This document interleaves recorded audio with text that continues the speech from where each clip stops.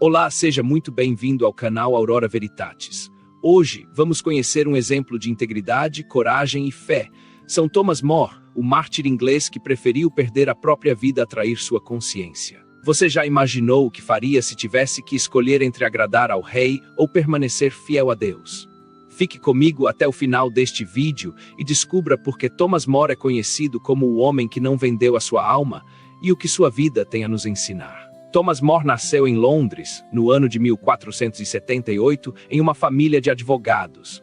Desde cedo, destacou-se por sua inteligência e profundo senso de justiça. Sua formação foi marcada não só pelo estudo das leis, mas também por uma intensa vida espiritual. Frequentava os franciscanos em Greenwich e, por um tempo, viveu na Cartuxa de Londres, onde buscou discernir sua vocação. Mas foi no matrimônio que encontrou seu caminho. Casou-se com Jane Coach, com quem teve 4 filhos, e após ficar viúvo, casou-se novamente com Alice Middleton. Como esposo e pai, Tomás dedicou-se de corpo e alma à educação intelectual e religiosa dos filhos. Sua casa era conhecida por ser um ambiente de cultura, alegria e profunda caridade, sempre aberta aos amigos e necessitados. A fama de Tomás era de um homem íntegro, jovial e um juiz justo e admirado em toda a Europa. Não por acaso, Erasmo de Roterdã, grande pensador renascentista, lhe dedicou sua obra Elogio da Loucura. Tomás era estimado por sua fina inteligência e seu senso de humor, virtudes que transpareciam tanto em sua vida quanto em seus escritos. Mas, acima de tudo, ele era um homem de fé. Na vida pública, Thomas More brilhou como poucos. Entrou para o parlamento, ocupou cargos diplomáticos relevantes e, em 1516, escreveu sua obra mais famosa, Utopia, um livro que até hoje é referência nos estudos sobre filosofia política e sociedade. Mais tarde, foi nomeado juiz e chegou à presidência da Câmara Comunal. Sua ascensão foi meteórica. Tornou-se conselheiro e secretário do rei Henrique VIII e participou da elaboração da obra A Defesa dos 7 Sacramentos, que rendeu a Henrique o título de defensor da fé concedido pelo Papa. Em 1529, atingiu o ápice de sua carreira ao ser nomeado grão-chanceler da Inglaterra, o primeiro leigo a ocupar esse cargo. Mas a vida de Tomás estava prestes a mudar radicalmente. Em meio à crise moral que envolvia a coroa, Henrique VIII buscava a anulação de seu casamento com Catarina de Aragão, pois queria se casar com Ana Bolena. O Papa, fiel à doutrina de Cristo, negou o pedido de Henrique.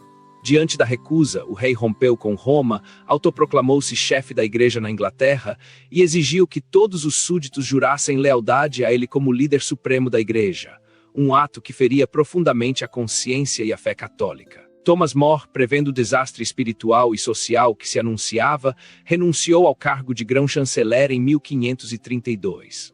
Ele preferiu o silêncio e o recolhimento, afastando-se da política e aceitando uma vida de pobreza e abandono, ao lado de sua família. Mas o silêncio de Tomás falava alto demais para o rei.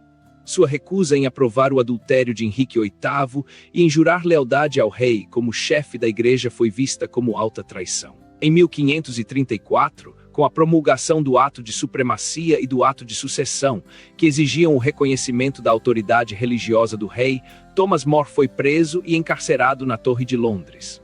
Mesmo diante das pressões, recusou-se a ceder. Sua conduta de silêncio, digna e respeitosa, não foi suficiente para salvá-lo.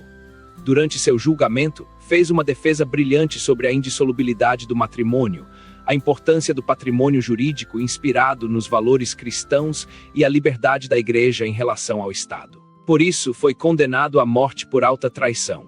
Em 6 de julho de 1535, Thomas More foi decapitado. Suas últimas palavras resumem toda a sua vida e fé. Morro como bom servo do rei, mas primeiramente como servo de Deus. Dias depois, seu grande amigo, o bispo João Fisher, também foi executado por se manter fiel à Igreja de Cristo.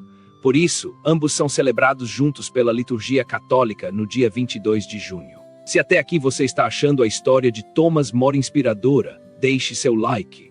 Assim, nosso canal será mais divulgado e essa mensagem poderá chegar a mais pessoas que buscam exemplos de fé e coragem. O martírio de Thomas More nos lembra, de certa forma, a história de São João Batista. Ambos foram mortos por se recusarem a compactuar com a injustiça e o pecado dos poderosos de seu tempo. João Batista repreendeu Herodes por seu adultério e teve a cabeça entregue numa bandeja. Thomas More, por sua vez, recusou-se a legitimar o adultério do rei Henrique VIII e a romper com a Igreja de Roma, pagando com a própria vida por sua fidelidade à verdade. Como diz Santo Tomás de Aquino, não é apenas a confissão de fé em palavras que pode levar ao martírio, mas toda ação virtuosa feita por amor a Deus, especialmente quando implica em renúncia e sofrimento. A vida de Thomas More oferece duas grandes lições para nós, cristãos do século XXI. A primeira é o valor inegociável da verdade. Tomás não temeu sacrificar sua própria existência para permanecer fiel ao Evangelho. Em uma época marcada pelo relativismo e pela decadência moral, seu exemplo desafia cada um de nós a preservar com coragem e destemor todas as verdades da nossa fé, especialmente aquelas relacionadas à família e ao matrimônio, que não são meras opiniões humanas, mas palavras divinas. Como nos recorda o Papa Bento XVI, só na verdade é que a caridade refulge e pode ser autenticamente vivida. Não há verdadeira caridade sem verdade. A defesa da família, da fidelidade e da justiça não pode ser adaptada conforme os interesses do momento ou as pressões do poder. Para Thomas More, as leis humanas não podem se sobrepor às leis de Deus. A segunda grande lição é sobre os limites do poder das autoridades civis. Ele testemunhou, até o derramamento de sangue, o primado da verdade sobre o poder. Seu exemplo é um farol para todos nós. Quando César, Herodes, Henrique VIII ou qualquer autoridade quer usurpar o lugar de Deus, é dever do cristão obedecer antes a Deus do que aos homens. Como ensina a Escritura, dai a César o que é de César e a Deus o que é de Deus, e ainda, importa obedecer antes a Deus do que aos homens. A história é clara, quando o Estado se torna a medida de todas as coisas, quando o poder civil se coloca acima da lei divina, cedo ou tarde a tirania se instala. Foi assim na Inglaterra de Henrique VIII, foi assim em regimes totalitários do século XX, e será sempre assim onde o homem tenta ocupar o lugar de Deus. Foi canonizado em 1935 pelo Papa Pio XI, reconhecido como mártir da consciência e patrono dos governantes e políticos. Ele nos ensina que é possível ser leigo, esposo, pai, profissional competente e ao mesmo tempo santo. Sua vida mostra que a santidade não é incompatível com a vida pública ou com o exercício do poder, desde que este seja sempre subordinado à verdade e à justiça. Ao celebrar a memória de São Thomas More, somos convidados a examinar nossa própria fidelidade à verdade, à fé e à nossa consciência. Será que, diante das pressões do mundo, temos coragem de escolher servir a Deus antes de agradar aos homens? Será que estamos dispostos a defender a verdade, mesmo que isso nos custe algum conforto, posição ou até amizades? A vida de Tomás nos desafia a sermos íntegros, justos e corajosos, mesmo quando isso nos coloca em rota de colisão com o espírito do tempo. Convido você a se inscrever no canal Aurora Veritatis para não perder nenhum conteúdo sobre a vida dos santos e os grandes tesouros da fé católica.